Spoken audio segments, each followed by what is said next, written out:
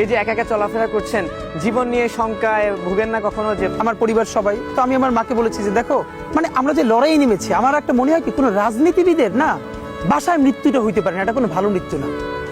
যিনি রাজনীতি করেন, যিনি লড়াই করেন, যিনি বিপ্লবী, যিনি সংগ্রামী, তার মৃত্যুটা হবে একটা সংগ্রামের মধ্য দিয়ে, একটা রাজপথে, একটা গ্লোরির মৃত্যু।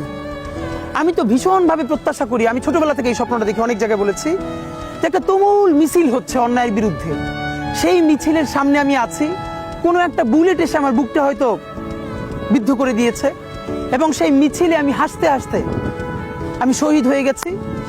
এবং সবাই যখন মৃত্যুটাকে ভীষণ ভয় পায়, আমি তখন হাসতে হাসতে আল্লাহর কাছে ভীষণ সন্তুষ্টি নিয়ে পৌঁছতে চাই যে আমি একটা ন্যূনতম ওই জীবনটা লিড করতে পারলাম, যে আমি একটা ইনসাফের হাসি নিয়ে আমি আমার আল্লাহর কাছে পৌঁছতে চাই।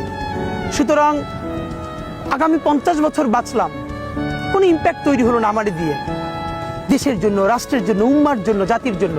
কিন্তু আমি ধরেন 5 বছর বাঁচলাম, সেটার মধ্য দিয়ে যদি আগামী 50 বছরের ইম্প্যাক্ট তৈরি হয়, তাহলে অনেকদিন বেঁচে থাকায় কি সাফল্যের বলেন?